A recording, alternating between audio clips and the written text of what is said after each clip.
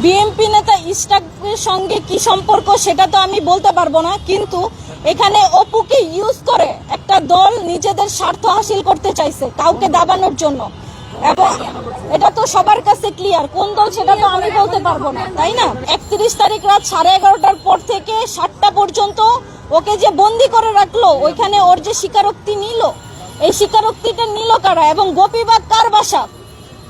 গোপীবাগ কার বাসা? ইশরাক ভাইয়ের বাসা না? এবং অপুকে তো ইশরাক ভাইয়ের বাসার সামনে থেকেই ধরছে, এবং আপনারা দেখেন কয়েকটা ছবি টবি ঘুরে বেড়াচ্ছে, এগুলো তো সব ইশরাক ভাইয়ের বাসাতেই। তো এখানে তো বলার সন্দেহর কিছু নাই যে অপুকে নিয়ে ইশরাক ভাই জোরপূর্বক এগুলো করাইছে। এবং যেই ধারণা সেটা হচ্ছে যে অপুকে উনি হয়তোবা আইনি সহায়তা দেওয়ার কথা বলছিল, যে তুমি আমাকে শুধু একটা নাম বলবা, তোমার নাম একটা নাম বলবা, যে কোনো উপদেষ্টার একটা নাম বলবা, হয়তোবা আসিফ নয়তো নাহিদ, কারো একটা নাম বলবা যে এরা তোমাদেরকে দিয়ে চাঁদাবাজি করায়, তাইলেই হবে, তোমার যত রকমের হেল্প লাগে আমরা তোমাকে করব। উনি বলছে যে আমি পুরাপুরি ফেসে গেছি, এটা আমি বুঝতেই পারি না, আমি নিজে যা ওইখানে এইরকম সিচুয়েশনে পড়ে যাব। আমি জানতামই না যে ওইখানে রিয়াদ টাকা নিতে গেছে, বা ওই আঙ্কেলও আইসা রিয়াদকে টাকা দিবে, এগুলো অপু জানতোই না। অপু গেছে শাম্মী আহমেদকে ধরার জন্য, এটাই ওর উদ্দেশ্য, আর কোনো উদ্দেশ্য ছিল না। ঠিক আছে, এখন এই 31 তারিখের রাতে থেকে সকাল 7টা পর্যন্ত এই সময়টাতে অপু গোপীবাগে ছিল। গোপীবাগ থেকে অপুকে অ্যারেস্ট করছে। আপনারা ডিবির কাছ থেকে খোঁজ খবর নেন, ওনারাই তো বলবে ওরা কোত্থেকে নিয়ে আসছে। ওয়ালটন এখন দেশের সীমানা পেরিয়ে পৌঁছে গিয়েছে 50টিরও বেশি দেশে। ওয়ালটন, ঘরে ঘরে বিশ্বজুড়ে। রিমান্ডে নিছে, আমরা জানি রিমান্ডের পরে কোর্টে উঠানোর পর একটা মেডিকেল রিপোর্ট জমা দিতে হয়।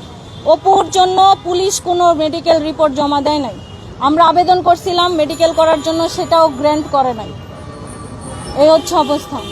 অপুকে মেরে রক্তাক্ত করে ফেলছে, ছেলেটা ঠিকমতো দাঁড়াইতে পারে না। হসপিটালেও কালকেও হচ্ছে 10 মিনিটের ফোন কল থাকে প্রত্যেক আসামির জন্য সপ্তাহে একবার। অপু আমাকে গতকালকে ফোন দিছিল, বলল সকালবেলা মেডিকেল টিম তার চিকিৎসা করে গেছে, তাকে মেডিসিন দিয়ে গেছে, তার অবস্থা খুব একটা ভালো নয়। না, আমাকে ওইরকম কোনো কিছু বলে নাই, কারণ আমি অলরেডি অবগত যে অপু কোথায় ছিল। অপু ছিল গোপীবাগে, আপনার সাদেক হোসেন খোকার যে বাসা, হ্যাঁ, সেখানে অবস্থানরত ছিল অপু সারা রাত। সেখানে ওই স্টেটমেন্টগুলো দিছে, এই স্টেটমেন্টটা ওই বাসা থেকে, এটাই সত্যি। অপুকে তুলে নিয়ে গেছে, নিয়ে গিয়ে ওইখানে সারা রাত দফায় দফায় ওর ভিডিও ধারণ করছে, একটু একটু করে অ্যাড করছে, এবং এই 14 দিন মাথায় এসে সেটা ভাইরাল করছে। কেন করলো? এতদিন কেন করে নাই? এবং আপনারা প্রশ্ন করতে পারেন যে আপু আপনি এতদিন কেন এগুলো সামনে আনেন নাই? না, আমার পাশে কেউ ছিল না, আমি কাউকে চিনি না। এই যে মিডিয়া আপনারা সবাই সামনে আমার দাঁড়ায় আছেন, এতগুলো চ্যানেল, এইগুলোকে তো আমারে ম্যানেজ করে দিছে অপুর দলের। যখন অপুর এনসিপির উপরে প্রশ্ন আসলো, যখন এনসিপির উপরে প্রশ্ন চলে আসলো, এনসিপির স্বার্থে চলে আসলো, তখন তারা আমাকে এখানে নিয়ে আসছে। আমি এতদিন এই কথাগুলো বলার মানুষ পাচ্ছিলাম না, আমি কাকে বলতাম?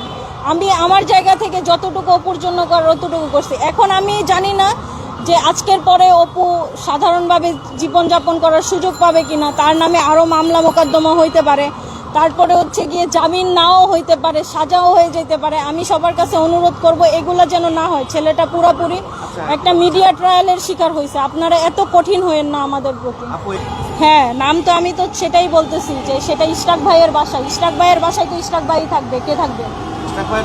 হ্যাঁ, ইশরাক ভাইয়ের লোকজনই তাকে তুলে নিয়ে গেছে, ইশরাক ভাইয়ের বাসায় ছিল, এবং ইশরাক ভাই ডিবি পুলিশের কাছে নিউজ দিয়ে ওদেরকে ধরা গেছে। কারণ রিমান্ডে নিয়ে অপুর মুখ থেকে বারবার এই আসিফ মাহমুদ সজীব ভুইয়া নামটা আর নাহিদ ইসলাম নামটা তারা শুনতে চাইছে, যে তোমাদের পিছনে এই দুইজন আছে, যে কোনো একজনের নাম তোমাকে স্বীকার করতে হবে। সে কিন্তু 164-এ কোথাও এই দুইজন উপদেষ্টার কারো নাম সে বলে না।